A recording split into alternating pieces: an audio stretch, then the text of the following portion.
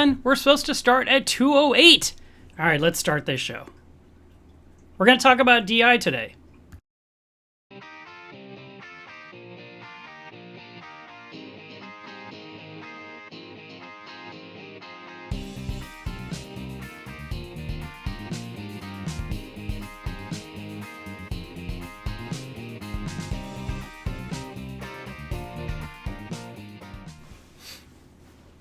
All right, everyone, we are here for this week's live stream. I want to thank Rogers Reef Food for being sponsor of this channel. Their food is special. It is something that the fish can go chew on. They're not going to have to chase it through the water column. They can go to the source of the food and devour it, which could be good for those fish that you're worried about not getting enough food. You can watch them eat it and not hope they get some of the rockwork. Coral Magazine is about to go to press, the one on the far right. That is the latest version of the cover. It looks amazing, doesn't it? It's going to be about the cycling process, why it's so important, why it is literally the foundation for what you're trying to do with your aquarium, and why it shouldn't be cheated or skirted or, kind of dealt with a hassle. Without it, nothing lives. So I want to emphasize that. And you should be subscribed already to this magazine. If you're not, please do it now. Right now, go to coralmagazine.com/Milev23 and save a couple of bucks. And get the subscription for the next 6 issues. It's only $39 a year. The one-on-one consultation is a service I offer. I help people every single week. We do a 1-hour video phone call. I help walk you through whatever's going on with your tank. You tell me what you're worried about. I either make you feel better, or I help you figure out what the solution is, or I point you to some options that might make things work more better. So I just want to encourage you to reach out to me at sales@milevsreef.com if you need some assistance.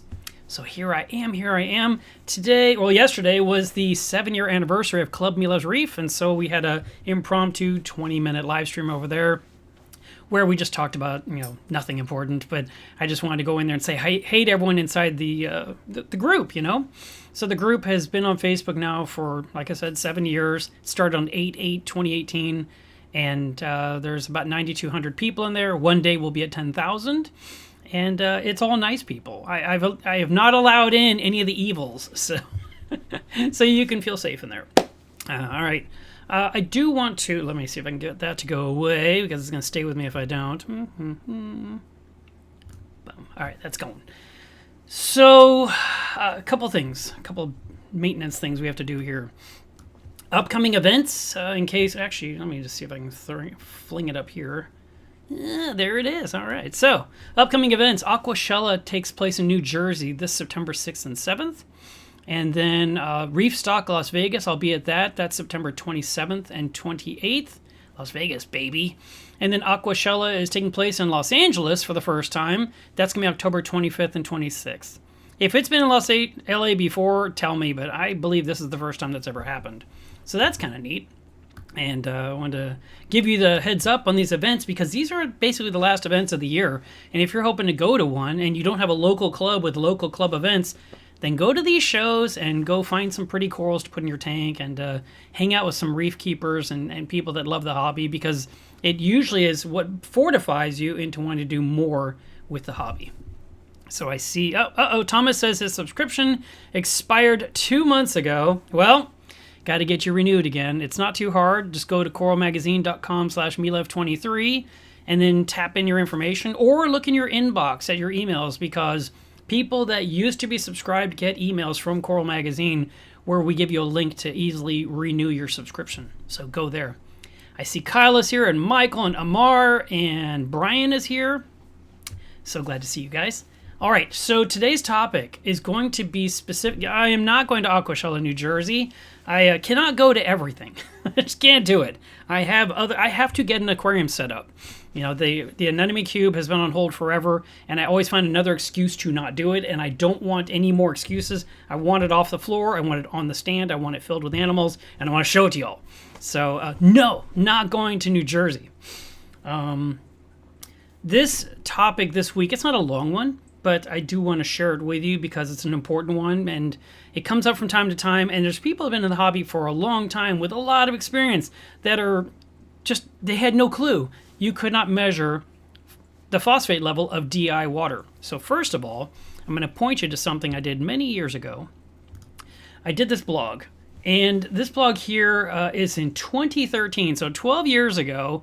I was losing my mind about phosphate. I was freaking out, and I just thought, oh my God, no wonder I'm having problems with my tank. My DI water is untrustworthy. It's full of phosphate. And I did a lot of testing. I did a lot of fact checking. I ran 2 different systems. I went and got another DI. I got a DI from a different company. And no matter what I did, I could not get 0 phosphate. And I was losing my mind. And so, I did this blog about it. And then down here in the follow-up, you'll see there's more information where I delve into all the research. I also talk about how your membrane can wear out. And while it's a little bit hard to see in that photo right there, this one right here, that one there, the membrane is telescoping because it has the water pressure is pushing the membrane off of the core, and then you put in the brain, and you can see the big circle thing on the far. Well, is it left? It's the middle. It belongs over on this end over here, and it has shifted its way down the body because of the water because it was clogged. So anyway. Showing you how to replace that. Then I went into more testing. I made phone calls. I did more research on water pressure, and I looked at everything trying to make sense of it all. And I still was getting phosphate levels on my DI water that was 0 TDS. And I thought, oh my goodness. I considered switching to a different membrane too. I mean, I was, pulling out all the stops. And then eventually, I did clarify what was going on in these comments, so I'm just going to talk about that a little bit today. The link to this blog is in this video's description, so you can go read every single word and be completely caught up. But I did want you to know that this is actually a really important thing. So let's go back to here. When it comes to testing our RO water, we usually use a TDS meter. And this is a brand new one. These are the ones I sell in my shop. If you don't own a TDS meter, you need one. I pulled it out without the cap. All right, let's see if I can get the cap out. So when you get your meter, it will have a cap on the end, like this. And yeah, you could not just stick this in water and get a measurement. You have to remove this. There are the 2 probes right there in the tip. And then you are only going to immerse this much of it in water. You don't shove the whole device underwater. You definitely don't drop it down into the barrel of water you just mixed, because it'll be done. The top section here, this is removable with a little tiny notch, and you can pop it out. And there's some little tiny batteries in there that you might have to replace after a couple of years. But it just has a nice simple on-off button here on the front. And let's see if, I don't know if you can see that, but there's no way, right? There's no way you can see that. But actually, it did show it. It's showing 0 right now because of that. If I were to put in my cup of coffee, it'd probably be crazy high because of all the creamer and the sugar. This one also measures temperature. Not so critical. We really care about TDS.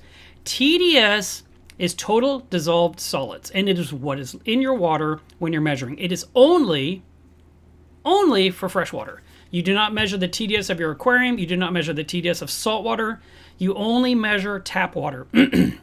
So the water coming out of the faucet, you can measure that. The water coming out of the spigot, you can measure that. The water coming out of the RO system, you can measure that. And the water coming out of the DI, you can measure that. And that is going to give you the TDS number. Now, if you are trying to take a good... I wanted to grab one more thing, which of course I did not.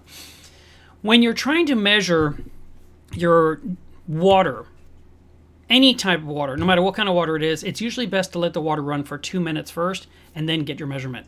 So if you, it seems like a long time to leave the faucet running on the kitchen sink, and we do use that water all day long, so that's essentially fresh. I wouldn't grab the first 4 seconds. Let it run for 10, 15 seconds, and then you can grab a sample in a clean, dry cup. Now, a lot of people just want to grab like a drinking glass out of the cabinet, but if they're running that glass through a dishwasher and they've put in that liquid that you put inside the door of the dishwasher that makes it spot free, that makes it look good, there could be a film on the inside of the glass that could give you a reading, and it might throw off the numbers. So if you happen to have a sleeve of styrofoam coffee cups, the ones that are throwaway, grab a brand new, clean, never used before cup and grab a water sample, measure it, and you'll know what your TDS is of the water coming out of your pipes. Then we want to run the RO system, and we want to let that run for 2 minutes for sure.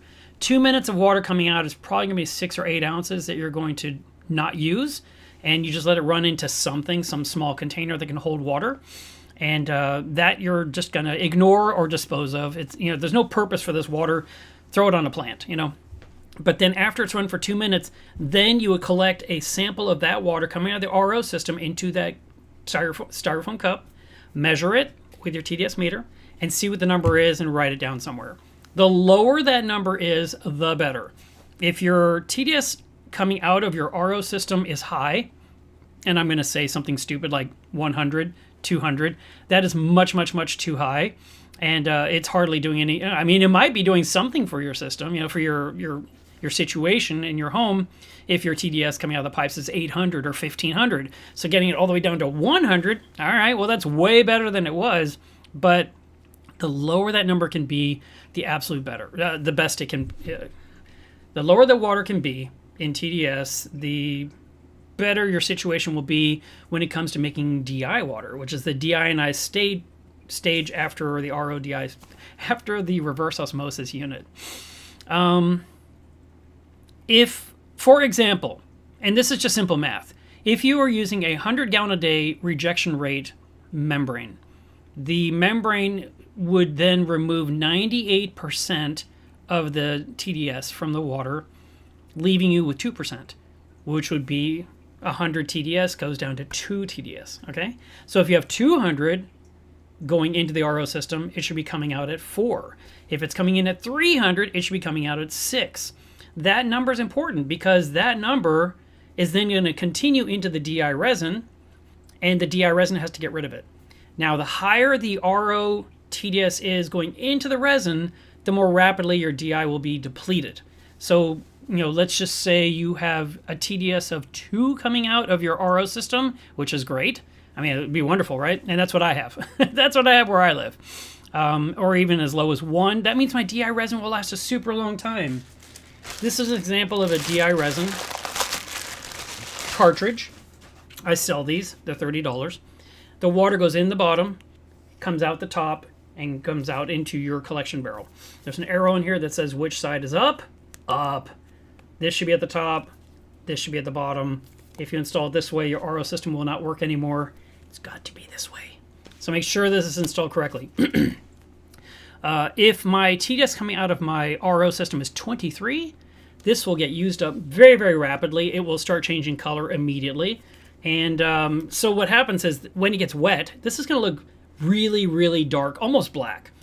I guess I'd say deep navy blue, but nearly black, right? And then as it is being consumed, this part here will become more and more orange. And it can work its way up. But that's just a visual indicator. And the whole outside of this could look orange, and you're still getting 0 TDS, which is, as long as you have a TDS meter to measure with, you're good to go. But if you are just living off of whatever color this is and changing it out, you may be throwing away resin prematurely, and we don't want to do that. So I want to show you my own, let's see, right here, go to this. Nope, not that one. Next scene. This one here, that is my DI right now. I took this picture 20 minutes ago, and it is orange top to bottom. But the water coming out is measuring still at 0, which is great. That's what I want. I want it to be nice and low. When it finally starts to rise, I'm just going to say if it hits 2, or if I have to make a ton of water, at that point I'll just put in my brand new cartridge and just get rid of that one. But I'm just giving you this as a foreground for the topic of the phosphate test because, we have to know if our water is okay in the first place. Now, is there anything else I can tell you? We do change the DI as that number rises on the output of the DI resin. So if it starts coming out at 2 or 3 or 4 or 5 or 17 or something bad, it's done and you have to replace it.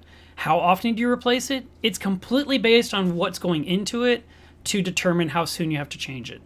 It could last you 4 months. It could last you 5 months. It could last you 9 months. It all depends on the TDS coming out of the RO system going into the DI. And like I said, the higher that number is going into the resin, the quicker it's going to be cooked. It's going to be just destroyed. And that's a problem for some people. Okay, so now back to this topic about phosphate. Your aquarium is growing algae. you grab a test kit and you say, oh, it's very low. Hannah Tester says it's low, but there's hair algae everywhere. I'm like, yeah, it's not low. Your test kit is lying to you. And this is something, this is not new. It's not the Hannah Tester's wrong, because this happens with titration test kits too. So you could have Saliford or Elos or, I don't know, Nios or any of these other brands that does a phosphate test, and you could measure, and it could show a low number despite the fact that your tank is filled with algae wall to wall. So what you need to do is rip out a bunch of algae. And I always say the same thing. Grab a small bucket or a small bowl of water, put it right next to the tank, reach into the tank, pinch, rip loose, rinse your hand in that bowl of water so your fingers are clean, put them back in, grab another pinch, and keep doing this for like 15, 20 minutes. Remove as much as you can manually, pinch by pinch, rinsing your hands between every single time so you don't release any of the stuff loose into the tank to land elsewhere and reattach. Okay? Now, after you did this, 10, 15 minutes later, go ahead and measure your phosphate. I guarantee you it will not be low. You will have released some of the phosphate into the water from what you were doing, and you'll get a much more accurate number. So now that you know your tank has stupid high phosphates, your next inclination is like, well, where's it coming from? It can't be my food. I feed my fish once a week on leap year because I don't want phosphates, which is insane. You have to feed your fish just like you got to feed your dog or your cat, okay? You feed them, they deserve to eat. Don't be scared of phosphate. Phosphate is not a big deal. If you need to bring it back down on the tank, I sell Phosphate RX. Works stupendously. I've been using it now for, 15 years, and I highly recommend it. I've been selling it forever. Ever since it came out. I think it's amazing. And I just used some last night. I do not fear using Phosphate RX. I will get into a little bit more about that later. But ultimately, that is a wonderful product that is easy to use. You count the drops as you put them in the tank. And the next day, you have far less or even none of the phosphates. Okay, now, because you don't have Phosphate RX, because you know that your tank is full of phosphate, you think, let me check my RODI water and see if it's coming from the city because the city is evil and they're putting crap in the water and I bet it's their fault. So you grab your RODI water, you throw it in your test kit, you measure it. Oh my God, the RODI has phosphate. I knew it. No wonder I can't get this algae problem under control. Sorry, that's not true. So because the water is deionized, you get a false measurement from the test kit. There's no freshwater test kit on the market or saltwater test kit on the market that measures phosphate in DI water. So if you want to know what the phosphate level is of your DI water, mix it up with salt and make salt water and now do the test. And that's exactly what I ended up doing in this blog in 2013 when I was trying to figure out what was going on. I mixed up a new batch of salt water. I measured the phosphate. It was 0. And I was like, oh, test kits can't measure phosphate in DI water. Who knew? So that's why I thought I need to talk about this today on the live stream because, it comes up 2, 3, 4 times a year, but I don't think it's a well-known fact. And it's just such a simple thing. And you might say, well, isn't the salt going to pollute the test? Like, no, all our other tests are done with salt water. It makes sense to make that water into salt water.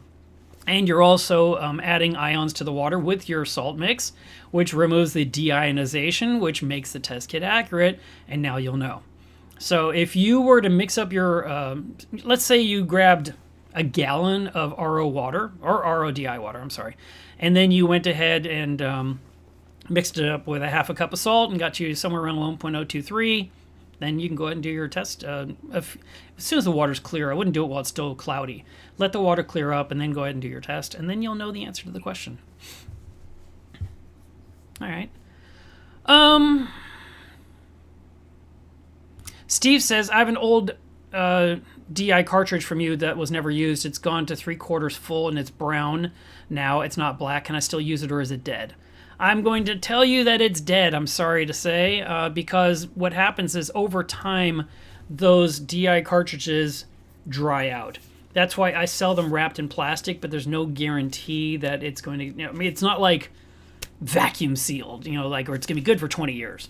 So if you have something that's super old or that is lowered in volume, because it has to be packed to the top, first of all, and it's moist resin that's put in every cartridge. The fact that I opened this up today means I'm using it soon.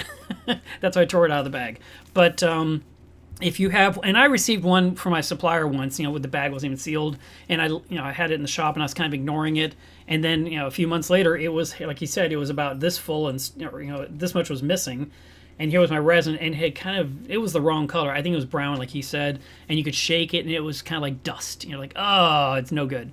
And I was kind of annoyed because I had to pay for everything in that shipment, including that bad cartridge, and so I did bring it up with them last month. Said, you know, you guys owe me one. And they threw it in the next shipment, so that was good.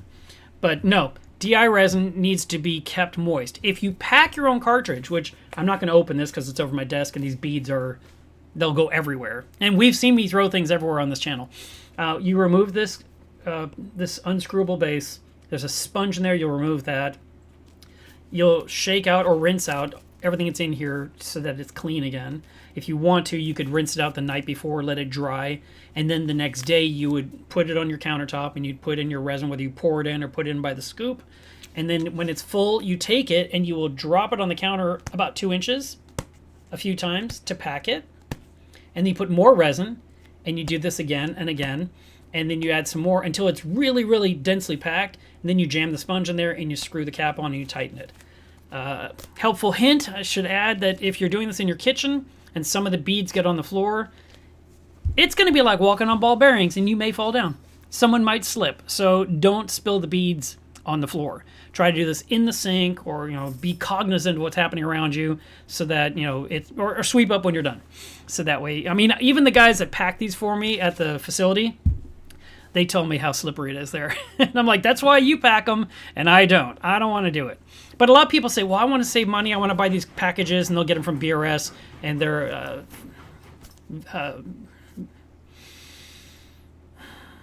vacuum sealed, and they'll peel them open for the first time. And, you know, as long as it's moist in there, it's good to use.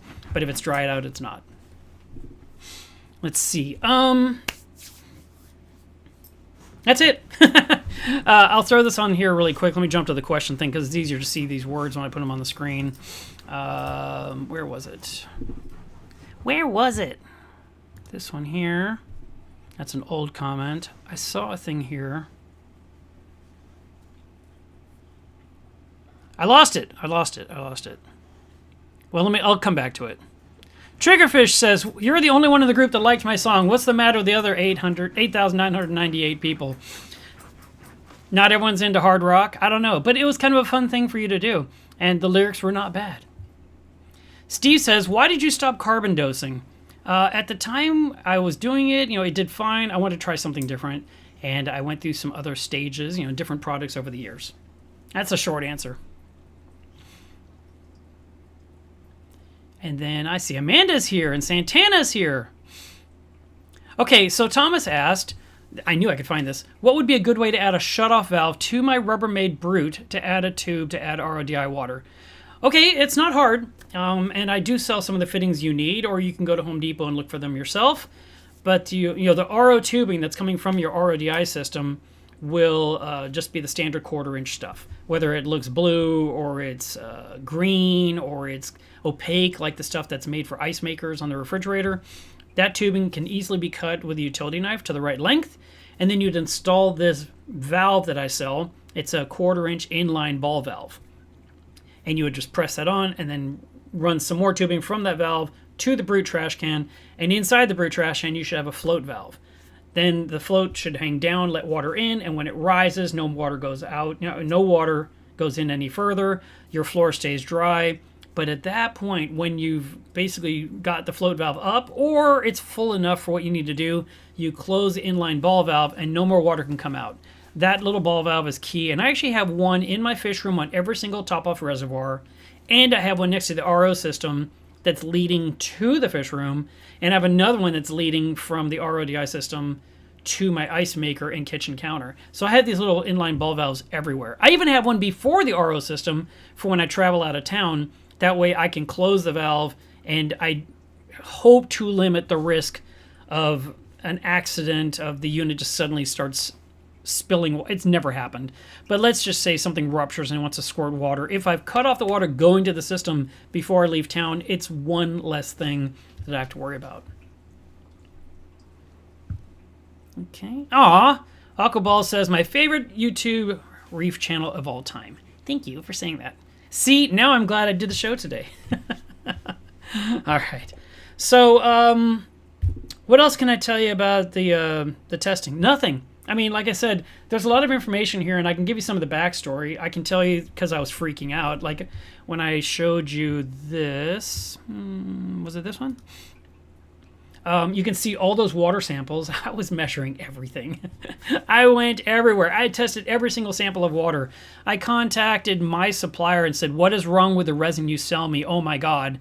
And they immediately went into panic mode and they started to look into, was there something wrong with it? And they were trying to determine what was going on and whether somehow chemically it had been altered. You know, if was anything changed in the mixture? Because it's a combination of cation and anion resin beads, and it is color changing. So there's a few different things happening in there. And some people choose to buy anion in one cartridge and cation in the other because they say one wears out more quickly than the other. And so they may have something crazy like this one here where I had, you know, two systems going side by side. So I was just doing something stupid because I had it. I just wanted to see, what is it like to make 600 gallons of water a day? How quickly can I make, you know, I can make, I don't know, 20 gallons in 10 minutes or something stupid. It was funny, but, you know, I did it for a little bit and then I stopped. But I've seen people where they set up their system. Like this right here has 7 cartridges underneath, plus you've got the membranes on top. And I've seen people with like 9, 12, 15 cartridges. They are just determined to filter the crap out of their water. And it's really overkill. So if you are a person that wants to run multiples, that's fine. And you have to delve into who wants to do this and why they do it. And because they will give you more direction than I can. I basically sell the system that'll work, and I keep it simple, and I use the right size micron cartridges so that you never have a problem. They never clog up prematurely. You don't have any problems. So I would just suggest that. But if you wanted to run like an RO system that leads into 3 different housings afterwards, and you have 2 anions and 1 cation, you can do that if that's what you want to do.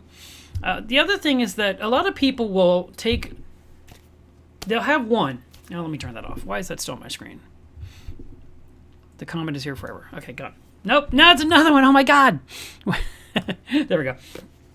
One will do the job. And you saw mine. Mine was orange, and it's still coming out 0. What if I put a second one behind it? Will that benefit me? Is there some magic to that? No. The second one will do the same thing the first one is doing. And when the first one is done, I mean, no longer can hold any more of the TDS coming out of the system, it will not just sit there quietly. It will start leaching it out. That's how, I mean, think about it. Well, let's go to the other picture I want to show you. If we go back to this one right here, and here I am making water today, and that resin looks orange, right? But I measured it, and it's coming out 0. It's doing its job. And then after another month, or no, let's say a few weeks from now, let's just say earlier. A few weeks from now, it's coming out 1 or 2 or 3 or 5. Okay, let's just say it's coming out at 5. Why is it coming out 5? Because it's done, right? But think about this. If I add one more cartridge after that one, this is going to remove the RO the TDS coming from the RO system, plus the 5 coming out of that DI resin that's used up. So now I might have, I don't know, let's just say my number coming out of the RO system is 10. But now, because the other one is allowing some to get past it, it will be coming out at 15. Now, I know some mathematician may tell me I'm wrong, but the fact is that if this is letting some stuff get past it, then it's basically leaching out. It's going to wear this out more prematurely. So if your housing is done, your cartridge is done, swap it out. It takes 60 seconds tops to change a DI cartridge unless you're packing it. If you have to pack it, it's going to take you a little longer, obviously. But mine, that you just rip open and put in, done. There's no rinsing. There's no waiting. You just take out the old one, put the new one in, screw the thing hand tight, make water. Done. So I really recommend that you only run 1. So why do people run 2? Why do people run 3? I am sure the main reason that it happened is because the people that run maintenance companies that come to visit a tank every 2 weeks or once a month, They just need to have good quality water, and for them to have 2 DIs sitting on the system on site making water, they don't have to worry about it. And if the first one wears out during that time they're gone, the other one's still doing the job. And when they show up, they're going to say, oh, that cartridge is done. Or they may even say, I need to replace both cartridges. It costs you an extra $100 this visit. And the person's like, oh, okay, no problem. So that's the end of it, because that worked out for them. But you're with your tank every single day. And for you to say, I want to have this emergency backup behind the first one, the only emergency backup you need is another one of these sitting on the shelf ready to go. That's your backup. But, when the filter is done, you swap it out, you put the new one in, you go on with your life.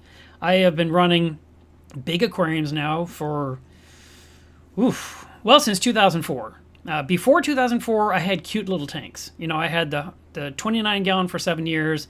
I had a 55-gallon for, 2 or 3 years. Nowadays, it's funny, I've regressed. Now I've got a 20-gallon behind me here. I got a 1-gallon over there to its right.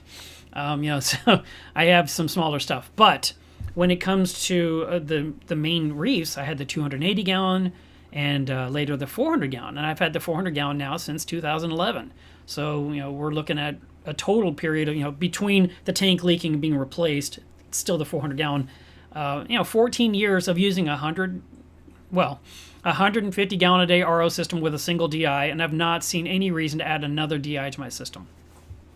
Okay, let me take a look and see what we got here in the comments. Aquaball says you guys need to hit the like button. Do it! Do it now! Anthony says, can I use the wastewater coming out of the membrane to water my plants outside?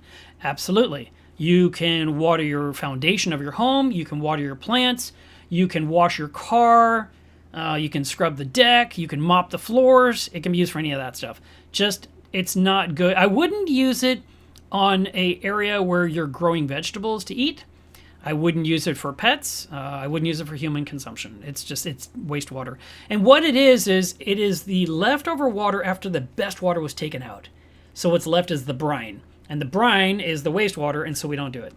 And interestingly, I know of one person who specifically plumbed his stuff to let the wastewater go straight into his swimming pool. And the city said no. They just said that's unhealthy and you shouldn't do it. And I think he did it anyway. He's still alive, so that's a good sign. But maybe that's because of the chlorine and the filtration, all that, so it doesn't matter. But, when it comes to wastewater, we want to make sure that we're using it in a wise way.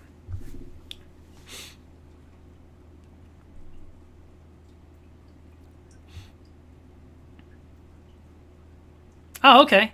Aquaball says, I have no more ball pythons. I gave away 31 that I had.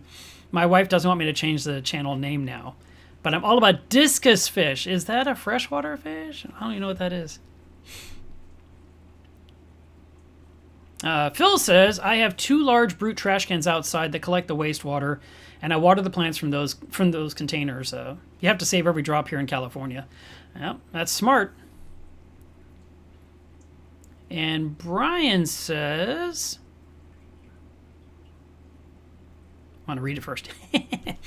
Years ago, I ran RODI lines in my attic and dropped them down to where I needed them in my fish room and the main tank in the dining room. I insulated them with 1/2-inch PVC pipe and spray foam.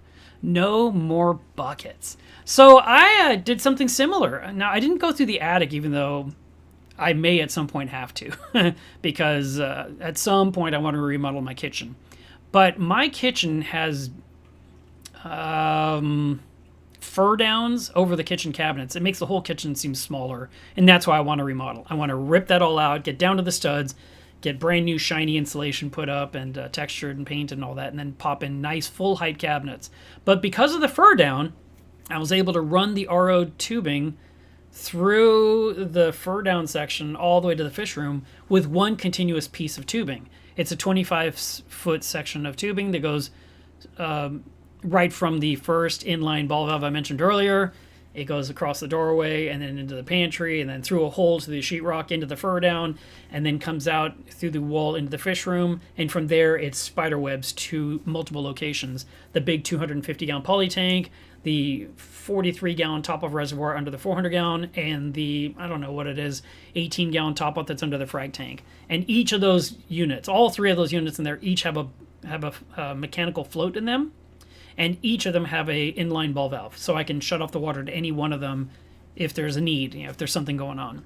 And I even added one more extra line because of this tank behind me that runs off that spider web I talked about with another inline ball valve, and that one has some long tubing to fill up a small jug that holds, I think, 2.5 gallons. It's a weird square jug that I got 2 decades ago that used to hold printer toner. And it was so hard to clean that thing out, but it was food grade. And I was like, I'm going to use it. I'm not going to add to the landfill. And I've been using it ever since. And it's a square container with a large lid on the top, and I'm able to fill it with water, and then I walk into this room once a week and I refill the bucket that is for top off.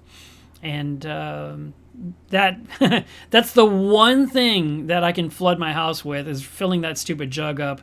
And I put it right there in the middle of the kitchen floor where I can see it. I got the tubing going into it. I set a timer on my watch, and I still invariably have to throw down towels and absorb what overflowed because I didn't jump when the thing went beep, So, or I set the timer a little too high. Like, for example, it was funny.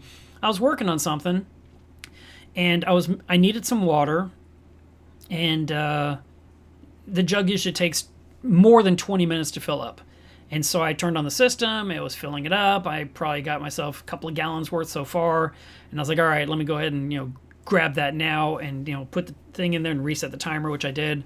And but it picked up momentum. It was filling up faster. And I was like, that's weird. But it's crazy hot here in Texas, so our source water is hotter coming out of the pipes. And the warmer the water is, the more rapidly our RO system runs. Conversely, the colder the source water is, the slower your RO system runs. And if you, I always like to use this as an example.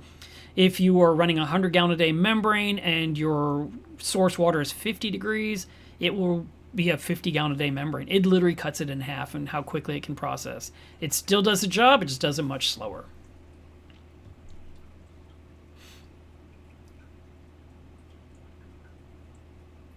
David says, and that's a good point, high CO2 in the source water is a good reason to run a separate DI. And that is very true. The CO2 can break down your DI resin prematurely. And so those people that are on well water, because that's usually when they get CO2, they have to do an extra step. And unfortunately, I've never had to live it, but I've seen it and I've learned about it. And you basically collect your RO water into one big vessel, a big trash can of some kind. Then you would put in a large piece of like 3-inch or 4-inch PVC pipe that just stands in there like a giant straw, okay, sticking out the top of the barrel. And then you snake down into that PVC pipe an air stone on airline tubing, and you aerate it. And you just leave it plugged into aeration, and that's to drive off the CO2. And then you can snake water into, another piece of tubing into the PVC pipe that's being aerated, and that gets drawn through a permeate pump and feeds into the DI cartridge itself, and the DI lasts longer. So you're driving off the CO2 before it gets to the DI resin, and the DI resin doesn't get depleted.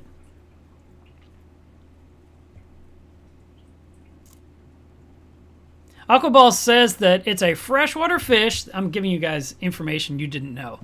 That looks like a disc, and they can become 7 to 10 inches sometimes.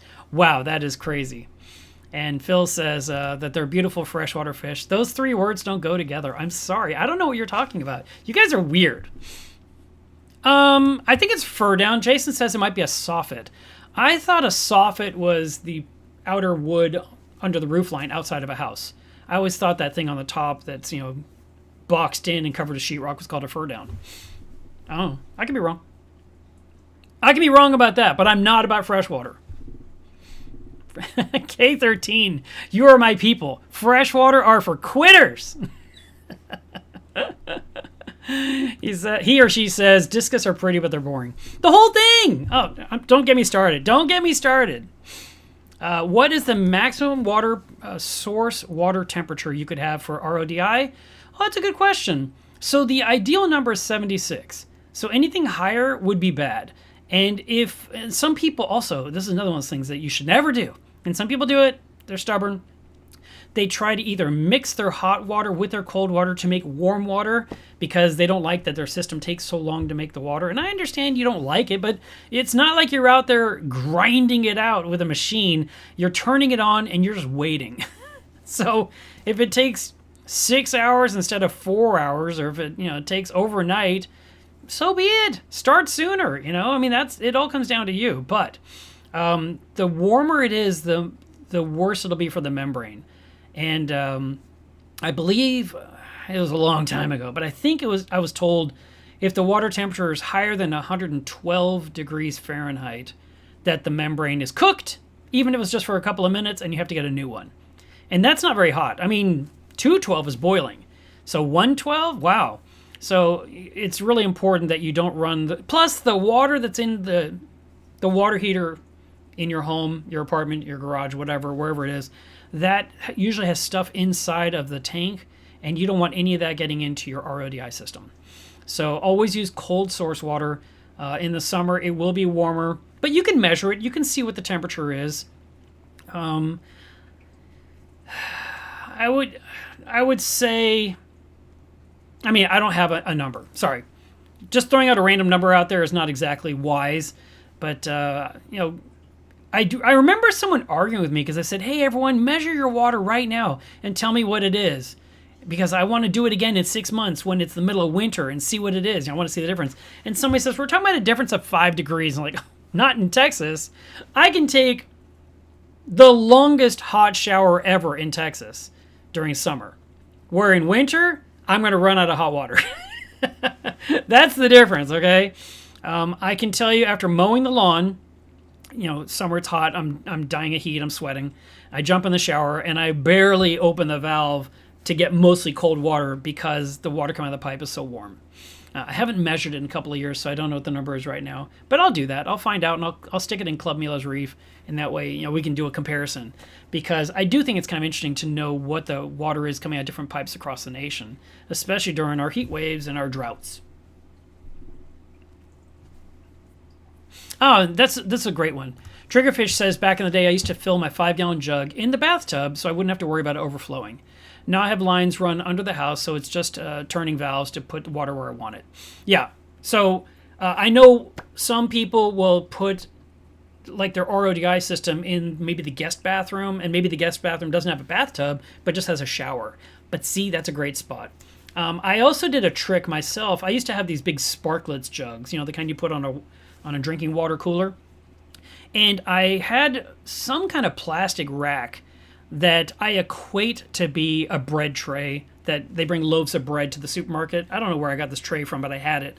And I put it across the top of my washing machine, and I put the jug on top of that, and I put the RO tubing into there, and let it fill up. And if the jug was overflowing, it just dripped into the washing machine, which then I had half a washing machine full of water because I forgot about it yet again, and I could just do laundry with that water, so I didn't waste it.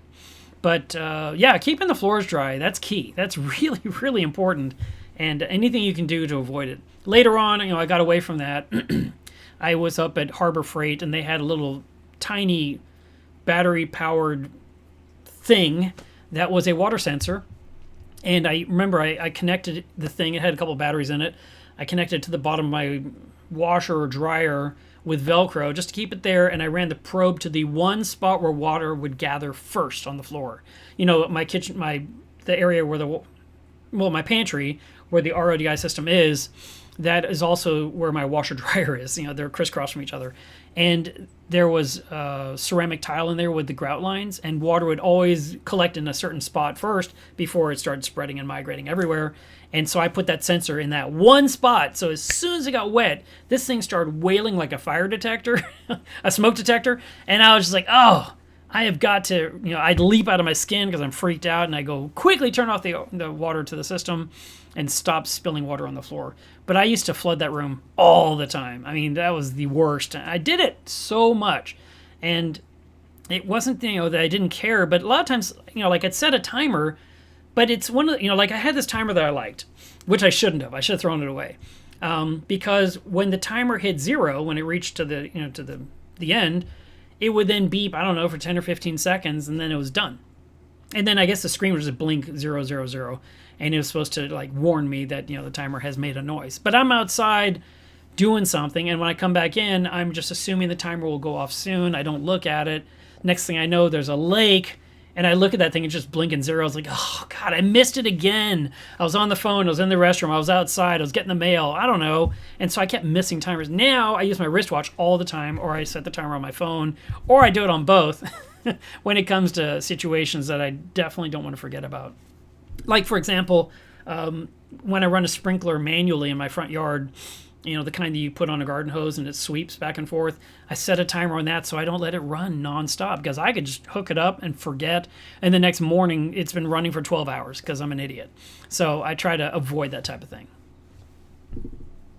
Let's see.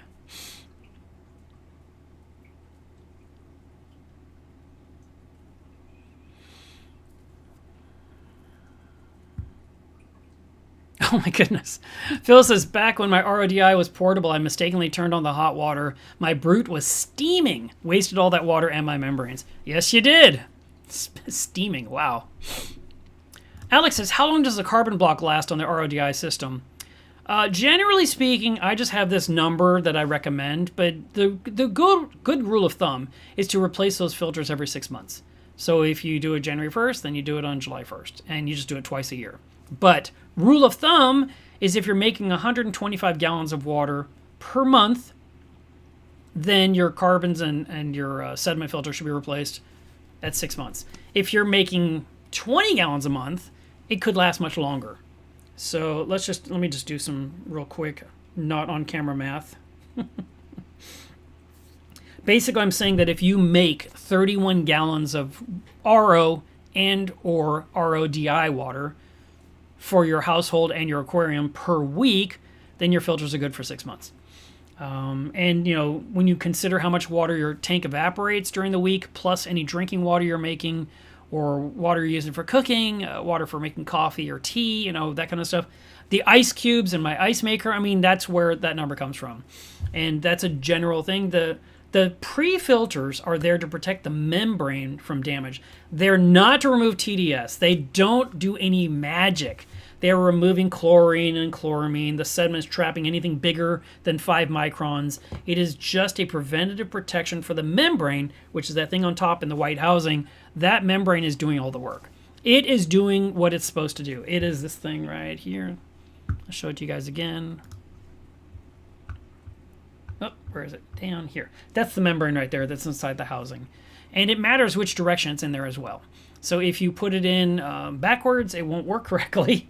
So don't put it in backwards. Matter of fact, you might have some leak problems, or at least water leaking past the good and going more toward the waste side. So it has to go in. There are 2 rubber O-rings on the far left of that photograph. That is what goes into the housing first and seats in the bottom of the membrane housing. And then you should only see the white part or the tubing, which in the smaller picture it was blue. I don't even remember the blue ones. That's so long ago this picture was taken. But yeah, the white part that you would grasp onto to pull the membrane out with needle nose pliers, that should be facing you on the part where you're putting the cap on the end. Okay. Stephen Hopple says, this time of year, oops, sorry, wrong screen. Boom, boom. This one here. Try it one more time. Now it's going to be on that other frame too. This time of year, the incoming temperature is 104 to 109 degrees. Still chug product water sub 10 TDS, so that's good. Premature membrane failures, probably because I'm still running my 100-gallon a day Milev RODI system with the original membrane. Wow! Come on, man. Let's put a new membrane in that thing. That thing is done. Come on. And the other thing about RODI systems, in theory, you could keep fixing them forever.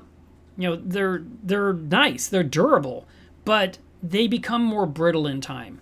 And occasionally I'll get an email from someone saying, I bought an RODI system from you 10 years ago. It's been in storage in the garage for the last 7 years. Can I still use it? What do I have to do? And I always tell them, well, you need new filters and new membrane. And that is almost the price of the new system. So I always tell them, with a unit that's that old, there is a chance that those fittings, those little John Guest fittings that the tubing snap into or press into, those can become brittle and they could be a failure point.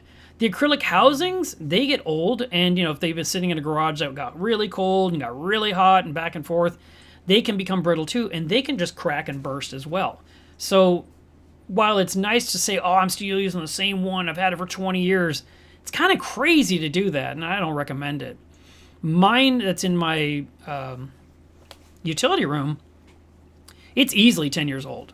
And, I have taken it off the wall 4 times in 10 years, but usually I just am swapping out what I need to right there on the wall, whether it's the housings or the membrane. But like if I have to replace the booster pump, I need to take the bracket off the wall for that. Or if I'm trying to do something else and I just can't do it leaning over the dryer, then, I take it off the wall. But it's in a air-conditioned environment where, the temperature's stable year-round. It's, the house is always 73 degrees, let's just say. So in the winter, it's 73. In the summer, it's 73. That unit's not getting other wear and tear other than water pressure from the city pushing into it. So eventually something's going to give. And, the question is going to be, how bad will the damage be? How much of my food will be ruined when the pantry is flooded? But when it comes to systems been sitting for a long time, it's wiser to possibly replace them than to just keep gluing a new piece on there. That's just a thought I recommend. Chris says, do you need the resin, the DI filter after your RO unit? Well, Reef keepers think yes, and I have been always running RODI since I was told in 2002 that's what you need to use. And my very first one that I bought was off of an eBay ad from the company that I do business with.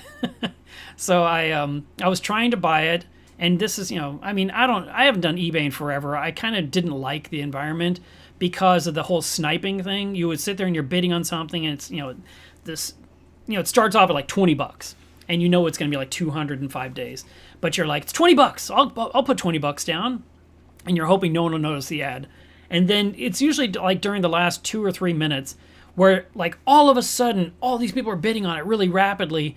And, then the seller makes the most amount of money possible. But the problem was you were bidding against bots. Even back then, they had bots that would auto bid to compete to win the item and snipe it out from under you. It was crappy. So anyway, here I was working late that night, and I was coming home, and I was able to check. It's before we had cell phones, okay? I think, or smartphones, I should say, before smartphones, because it was 2002, yeah. So I probably had a flip phone from a Nokia back then. So I probably did something somehow on a computer, I guess, or something from work. I don't remember what I did. And I knew that it was, maybe I just had to get home. I probably didn't have any way of knowing. Anyway, I got home, and it was like 2 minutes after the auction had ended, and of course, someone else bid a little bit higher, and they won it. And I was so disappointed because I really wanted that system. I was like, it was exactly what I wanted. So I emailed the seller, or reached out through the message system on eBay and said, I really wanted this system. If you ever have another one, would you please just contact me? And the seller wrote me back instantly, or let's just say within 24 hours, and said, oh, yeah, no problem. We'll send you one too for the exact same price. I was like, really? You'll do that? And they're like, yeah. Well, I loved it. I was promoting it. I was recommending this system to a lot of people. And I gave them a lot of referrals. And that company says, wow, Mark, you're actually getting more business for us than our own advertising. Keep doing what you're doing. And I was like, well, I don't see why I wouldn't. I love it. It's such a good system. So I'm just going to keep doing it. And then at one point they contacted me and said, we're quitting the business. We want to sell pool heaters. And so we're selling the company. And it never even occurred to me to say, for how much? I was just like, oh, that kind of sucks. This is a company I really liked, and now they don't. It's sort of like McDonald's is gone. You're like, oh, no, McDonald's is gone. It's not like you're going to open a McDonald's yourself. That thought didn't enter my head. Well, the transition of ownership went from them to this new company, and I didn't like the person that was running it, and he also wasn't selling the same system. He was selling different ones. He basically just bought their email list. That's all he wanted for the money he paid. And so we kind of got into an argument, a fight, and I reached out to the original people again. I went and I hunted them down. I scoured the web. I found a phone number, and I called them up, and I said, I don't care about this new guy and his new business. He's not even selling the system. I need you to tell me where these parts came from, because I want to. I don't want to have anything to do with that guy or his business or his email list. I will start from scratch. From the people that visit my website, I want to sell this RODI system. And he was like, oh, we should have offered to sell the company to you. And I was like, okay, how much would you have sold it to me for? And, at the time, this is literally, you're just buying the brand. I mean, it's not like the products are theirs. And it was something stupid like $1,500. I was like, are you kidding me? I probably would have bought it on the spot, That would have been a really cool thing to transition into. And so anyway, they pointed me to the people that were building the systems. I've been doing business with them ever since. I've been, for the longest time, they were drop shipping them for me. But now, I just get all the parts here. I build them myself and ship them out to my customers across the nation. So right now, if you were to order one today, you won't get it. I'm waiting for my next pallet to arrive, so don't get super excited. But if you are, and I also, I've been joking about putting a full-page ad in Coral Magazine that says, none of my friends buy my RODI system. And then put your little asterisk down low and say, because they already owned one and didn't know I sold them. It's like I have this secret business that no one knows about. So yeah, if you're looking to buy things for your aquarium, you should probably go to, let's see. Let me change my screen here. Little self-promotion here. Never hurt anyone. Matter of fact, let's do some self-promotion. If you're wanting to buy anything from my company, milesreef.com, there's a shop section, and you can look for aquarium products. I only sell dry goods. And I did have something here to show you anyway today. So this right here is a quad doser. I know I'm behind the microphone. This right here would hold 4 different elements, and it has John Guest fittings on the top. It'll have a little lid that goes on the top. This ships out on Monday.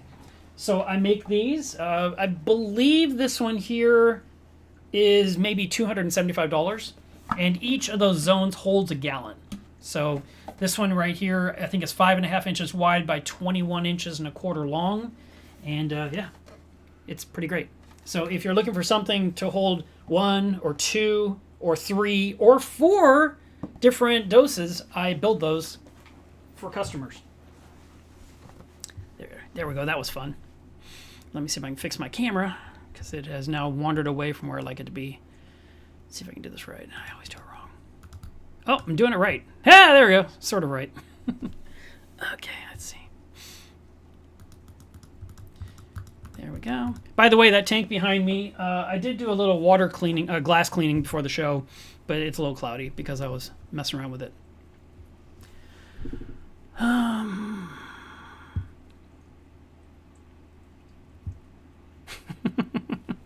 Jason, you're such a punk. Let me come back to this. I'm going to put it on the screen because I'm a glutton for punishment. Let me turn this other thing off. He said, Mark sets a timer and he's still late. Imagine that. It's true. It's really hard for me to be on time. Alex says it's interesting how it can last, the carbon block can last 6 months, but inside of the aquarium it's only good for 3 to 5 days. Yeah, well, think about the difference. You're talking about filtering out chlorine versus the entire biome of your aquarium full of bacteria and elements. I mean, there's a lot going on in your tank. It's way dirtier than you think. I'm not even going to take it any further than that. I'm going to keep my inside thoughts inside.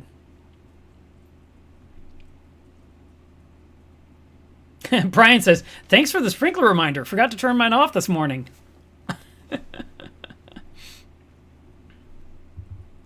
Robert says, do you carry the solid, basically the white RO housings for filters kept outside?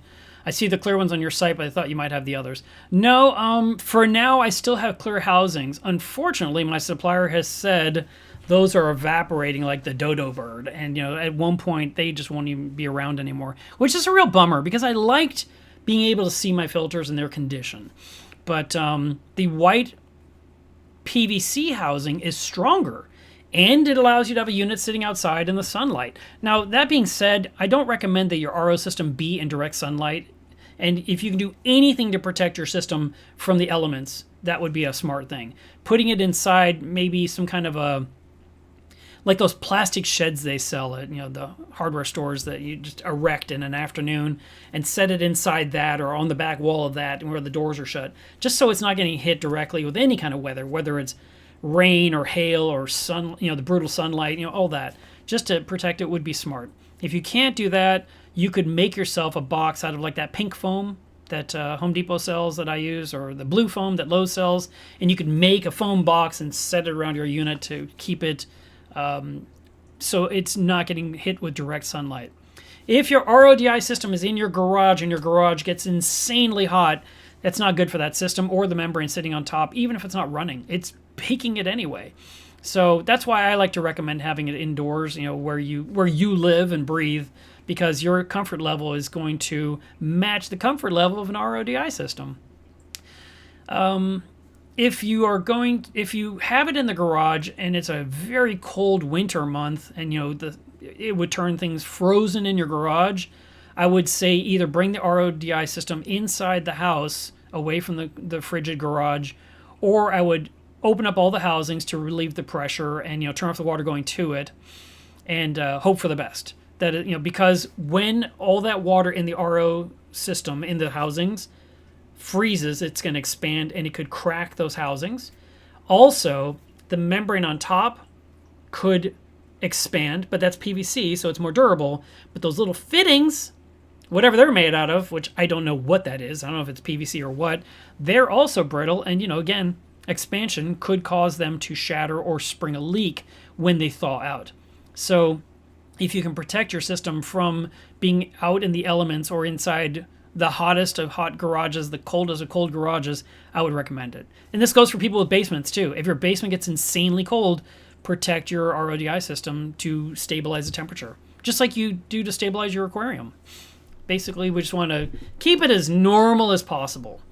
And the whole thing about sunlight on RO systems is it can actually grow algae in those housings just because the sun is shining through the water.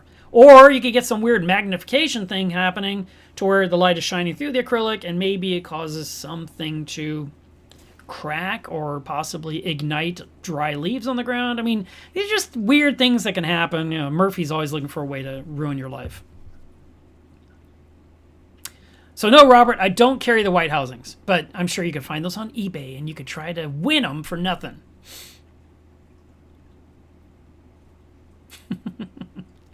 Yes, Asian eBay bots. Jason was waiting to drop that in there.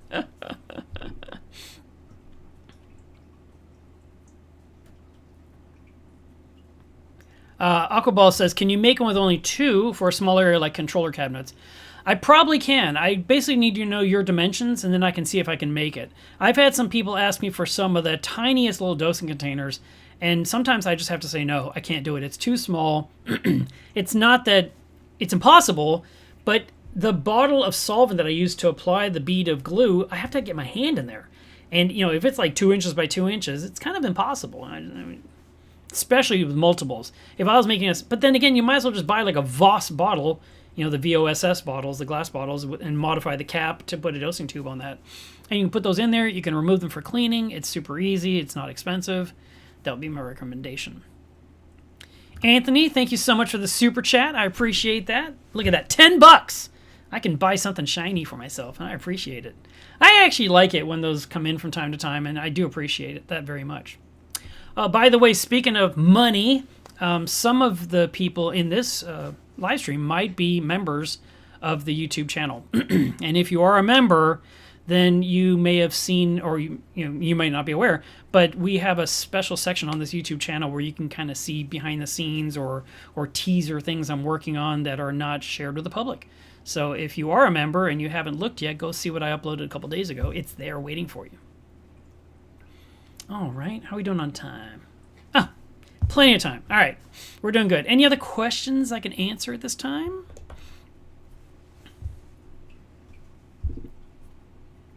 Let me see. Just want to check something here. So one of the hardest problems I have every week with the live stream is not talking about what's in Coral Magazine that I'm spending all my daytime on. Because I spend so much effort on it, and it's crazy. but I don't want to undermine it. I want you to get the magazine. I want you to read it. So I don't want to spill any beans.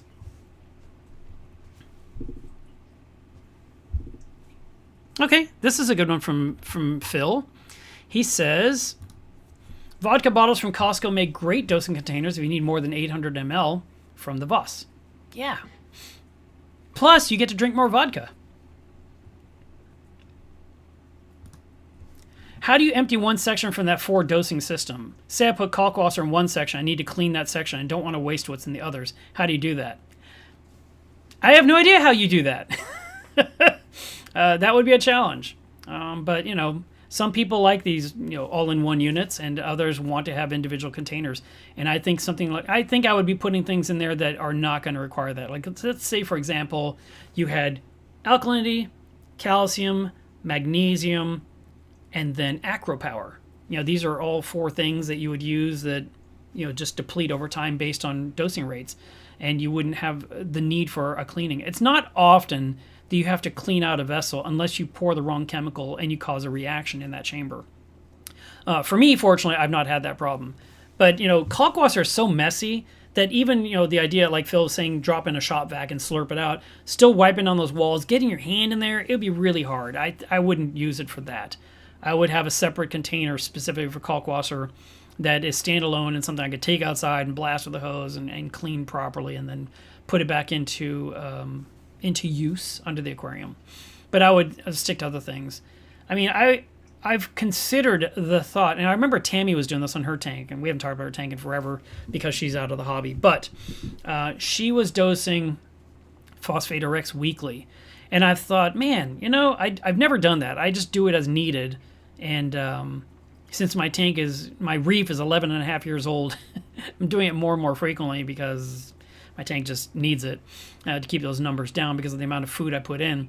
So I was thinking, what if I were to hook that up in a way where I put in a certain amount? But the thing is, if the dosing pump goes nuts and puts in too much phosphate RX, just like if it puts in too much Kalkwasser, it can ruin the tank.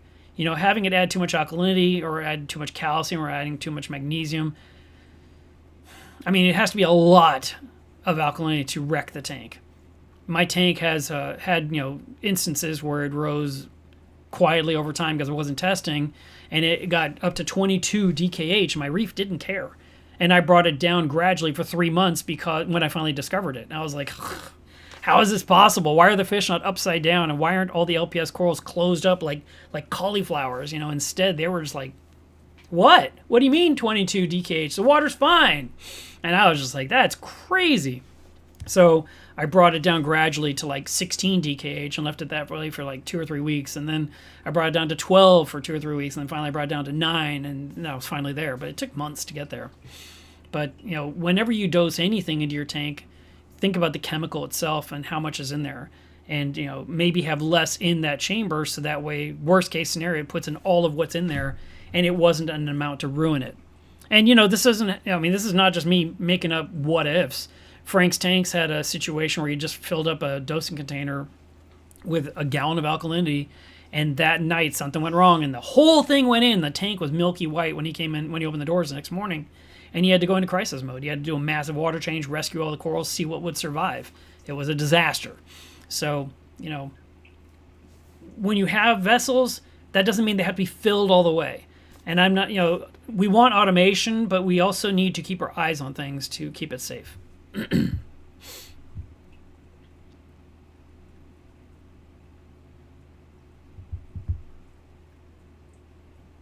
Alex says, will having an RO on a float valve reduce its lifespan? I have one running into a 100-gallon container. I use about 10 gallons a week from it, and the system tops it off. Okay, so yes, there is a risk. Filling up the 100-gallon container is totally fine. And if you're using 10 gallons a week, that means you have 90 gallons in the container. The 90 gallons would last you, apparently, another 9 weeks before you need to turn on the RO system again. But you're keeping 100 gallons of RO water on hand at all times, which I don't know why you'd ever need that much water. And many years ago, when I was setting up my room for the 400-gallon, I bought the 250-gallon poly tank to hold salt water. And the guy selling it to me says, don't you want another one for RO? I was like, no, why would I ever want 250 gallons of RO water? And he says, I don't know. I mean, one's salt water, one's fresh water. I was like, no. If there's a crisis, I need salt water. I want a massive amount of salt water ready to go.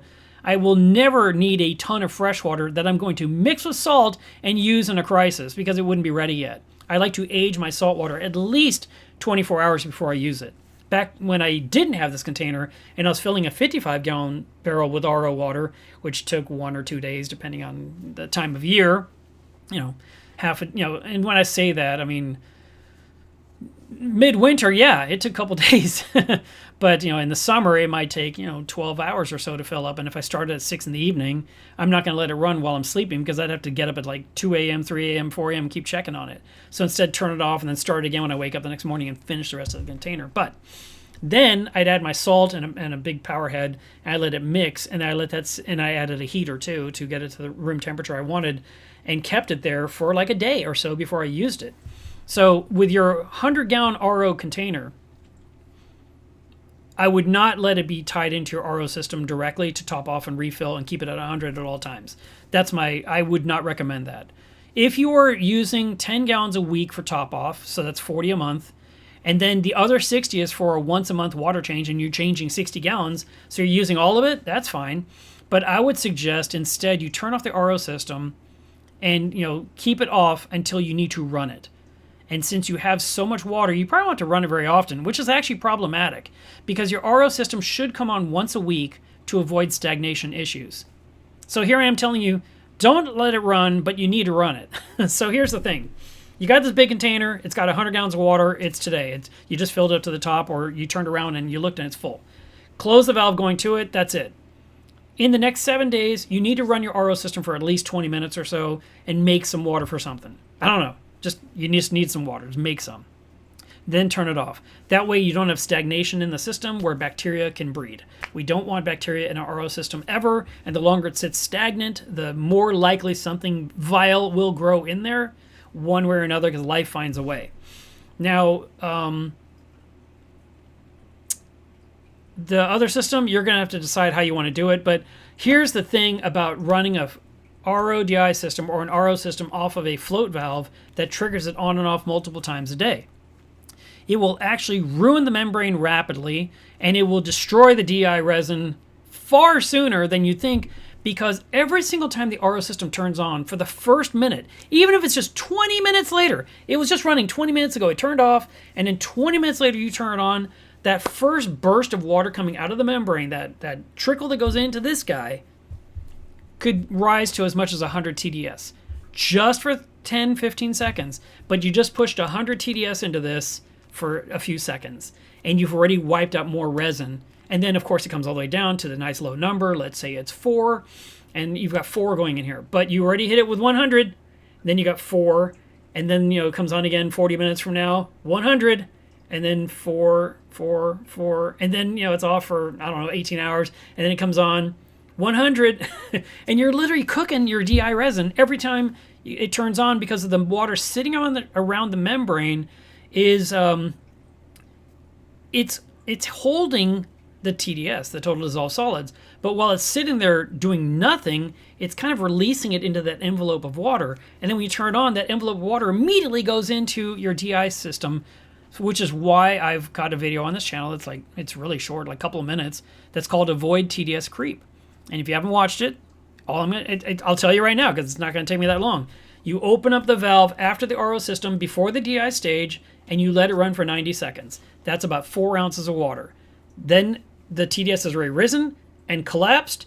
You close that valve. Now you make DI water and you've got the lowest water TDS number going into the DI stage and your DI doesn't get worn out. And if you have an RO system that's kicking on and off because of a float valve, it's doing this all day or all night. It's doing it repeatedly. Let's just call it 6 or 8 times a day, okay? Because it's putting in a few ounces of water here and a few ounces of water there. And all those times that it kicked on and off was wearing out the membrane, where the membrane is designed to work long and hard. It wants to work for hours, not seconds and minutes. So that's my recommendation, is not to run it that way.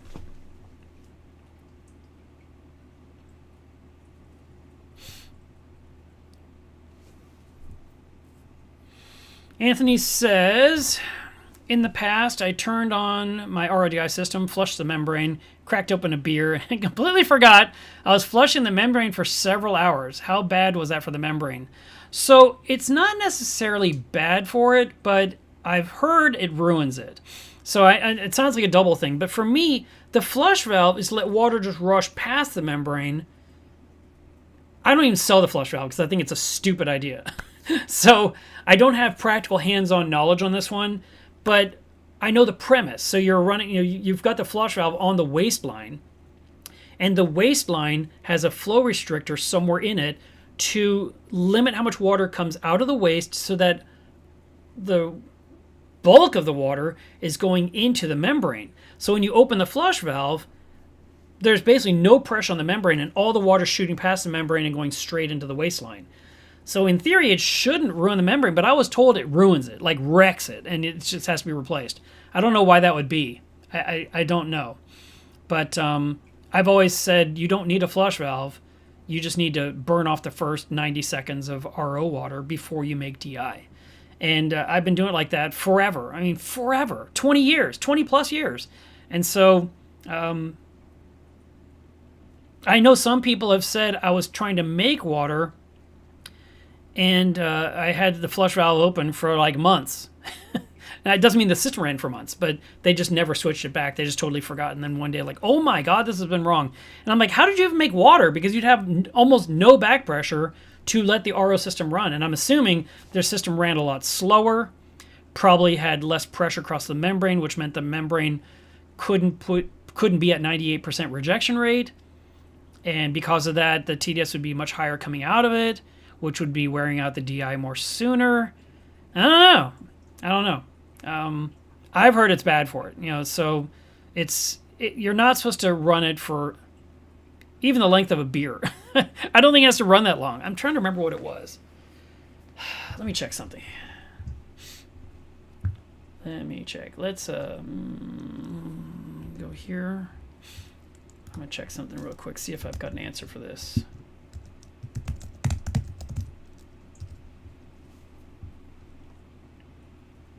It is a certain amount of minutes. I had a thing about this somewhere on my website. I'm looking right now.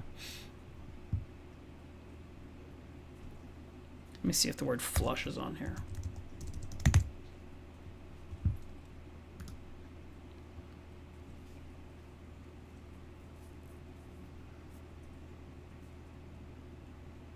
Okay, so here is my my recommendation on my own website that I forgot I wrote so long ago. It says, do I need a flush kit? What is this doing on here? Get rid of that. It says, adding a flush kit will void your warranty, so heads up. The purpose of a flush kit add-on is to rinse water across the membrane quickly to wash away buildup. If you decide to forego the warranty and install a flush kit, remember to only run it for 15 seconds monthly. Leaving it in flush mode any longer will ruin the membrane, so don't forget by leaving it unattended. So that is my own words that I wrote that I totally forgot I wrote a long, long, long time ago. How crazy is that? 15 seconds. I thought it was something short. That's what I was thinking. A beer seems like a long time. We're just trying to rinse out, because that valve opens up the waistline and lets water just flow out at a rapid pace, close to 40 psi or better. And some people have better water pressure. It could be coming out of 80. So yeah, it doesn't need to run for minutes and minutes and minutes. It needs 15 seconds just to rinse off.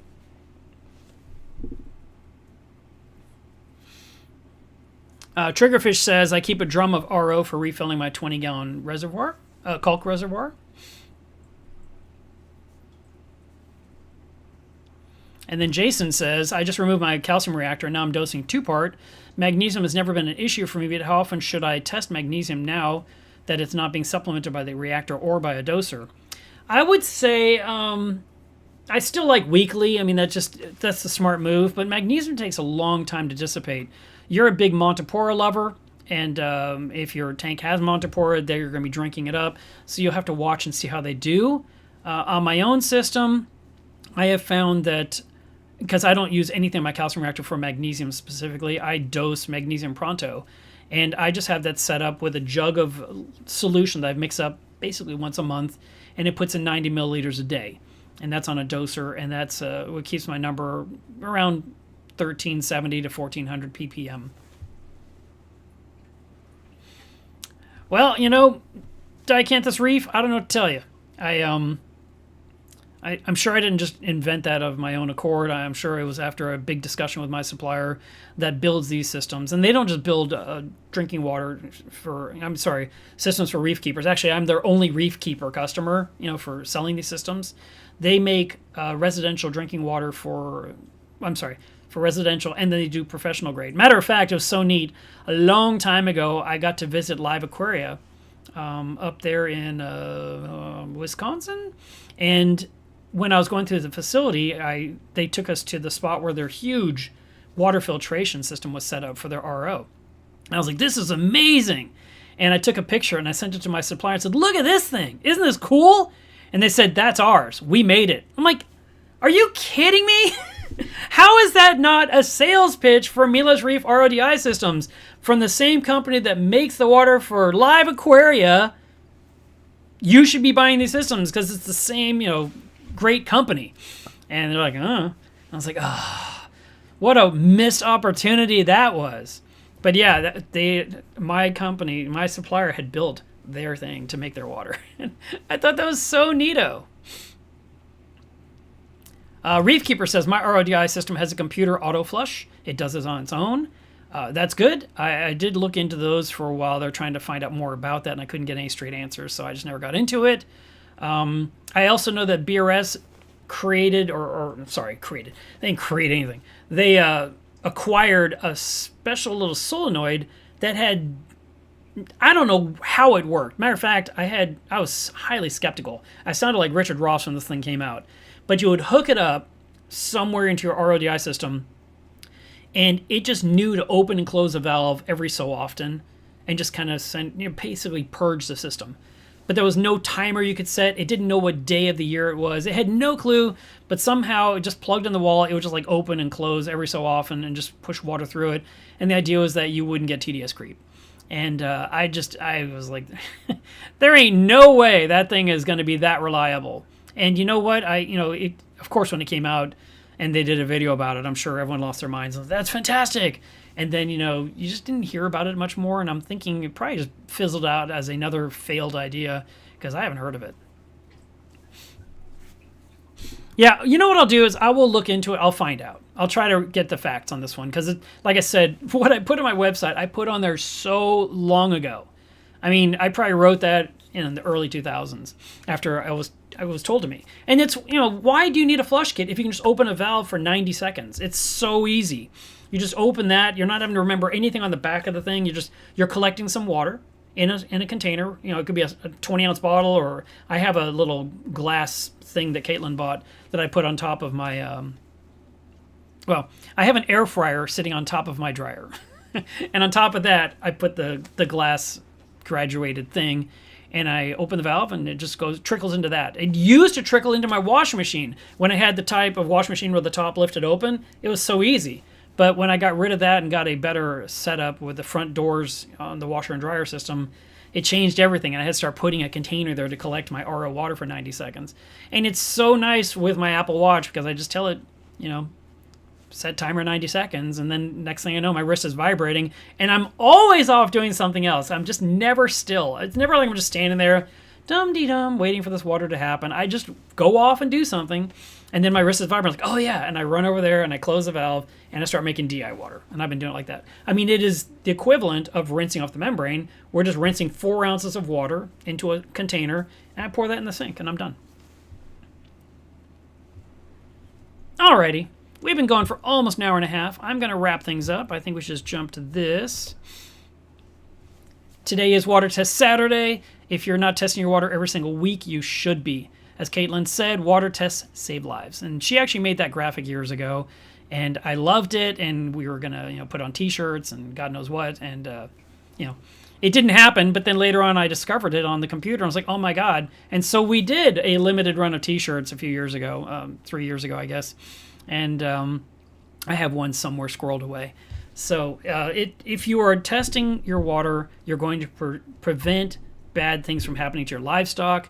If you're just assuming everything's fine, then when things go wrong and you're starting to lose livestock, you start testing water. It's like, you should just test it in the first place and you wouldn't have this problem. Would you jump into a swimming pool that's not being tested? You know, and these are your pets, your fish, your corals, your invertebrates. All these things are relying on you to keep them healthy, and part of keeping them healthy is doing your job, and your job is to test the water. So please do test things like alkalinity, calcium, magnesium, nitrate, phosphate, temperature, pH. These are the basics. And then if you want to go a little further, like I did in our last week's live stream about ICP testing, you can learn more about your trace elements and see what's lacking. On my last test, my tank was devoid of iron. And because of that, my refugium was not doing very well. But the math came out to needing to put in 7 drops of iron into my tank over the next month. And that week I put in 1 drop. And then a few days later, I put in another. And then over the last few days, I put in 2 more drops. So I got 3 drops to go. And then in theory, my iron is going to be much better than it was on my last test. I'm not ready to send off another ICP sample just to prove it, but I'm just saying that if I didn't have that test done, I wouldn't know. I would just think, that's weird, the plants aren't doing well, but I wouldn't correlate it to anything specific other than something's not quite right. Maybe a water change will fix it, but just test your water. Just do it. And buy things from Milos Reef. If you buy things, it allows me to keep doing these shows and allows me to feed my dog and, feed my face. And I do appreciate all the support from you guys week after week. I'm glad you enjoy the show. And look, Phil says, I'm just going to read it out loud because the screen's all full. Been testing while watching. Nitrate and phosphate and magnesium are finished. Good job. That's awesome. Come do mine. All right, guys. I'll see you again next weekend. In the meantime, have a great weekend. Bye.